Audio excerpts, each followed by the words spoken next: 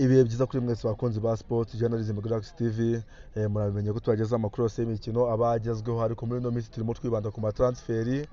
agezweho hano mu Rwanda, abatoza, abakinnyi ndetse n'abandi bagiye batandukanye. Aka kanya rero amakuru angezeho, ariko nari nsanzwe nyafite ariko narayabonera ibihamya bya nyabyo, ariko kuri ano masaha rwose, amasaha ya saa 5 za hano mu Rwanda ku munsi wo kwa kabiri, nibwo amakuru angezeho neza cyane yuzuye, avuga ko byamaze kurangira ko umutoza Miguel Gamond w'umunya-Argentine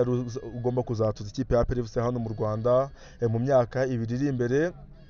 Iyi nkuru rero ubundi yatangiye kuvugwa ku munsi wo kwa mbere ku masaha nimugoroba, ubwo umunyamakuru wa mbere muri Afurika Mickey Junior yatangazaga ko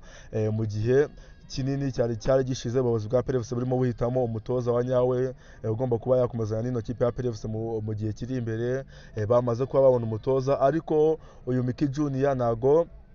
yabashije kuba yatangaza umutoza uwo ari we, umutoza wamaze kwemeranwa n'ikipe ya APR FC. Ariko amakuru yari ahari nuko umutoza yari yafashe indege imukura mu gihugu cya Argentine, kuko yabanje guca mu Busuwisi,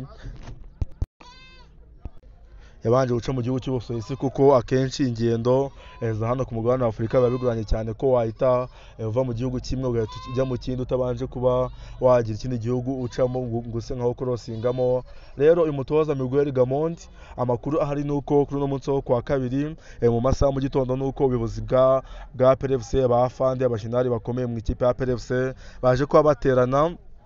biga kuko basinyisha umutoza, ndetse si ukubyiga gusa, akenshi na kenshi ubona ko iyo ikipe isinyisha umutoza ntibizagende neza ko bamwirukana, usanga hari igihe yashyizemo ingingo zimuregera ugasanga ikipe irahombye. Rero nibyo n'ubuyobozi bwa APR FC bwari burimo ubwigaho muri kino gitondo, bwiga ku masezerano bugomba kumuha kugira ngo mu gihe ibintu bitazagenda neza APR FC atariyo izisanga muri situation yo kumva ko yahombye ngo ariyo ihomba amafaranga, ahubwo bagomba kuzaba nkuko birukanye Darikonovic, ikipe ikurukana umutoza ariko isigare mu manza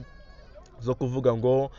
baciwe amafaranga menshi cyangwa se bahombye kubera kwirukana umutoza. Akaba ariyo mpamvu rero inama yamaze amasaha menshi, ariko biteganyijwe ko mu masaha ya saa 7 za hano mu Rwanda aribwo ikipe ya Nyamukandagira iraza kuba yatangaza umutoza, noneho biro officiel ikabishyira ku mbuga nkoranyambaga zabo, kandi ko umuntu uri butangaze iyi nkuru bwa mbere ari umunyamakuru Mickey Junior, umunyamakuru ukomeye cyane nk'uko ari nawe wabitangaje ko APR mu gihe bamaze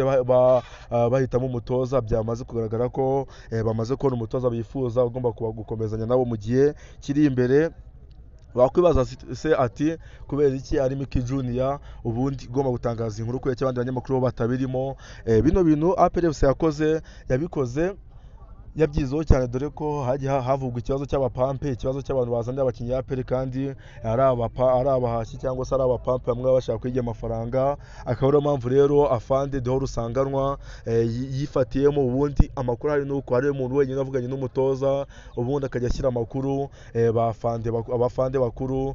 akabaha amakuru y'ibiganiro n'umutoza, akabaha amakuru by'umutoza yifuza, ubundi ko ibiganiro byose amakuru kuri no mutoza ari afande Dehoro Rusanganwa yazi gusa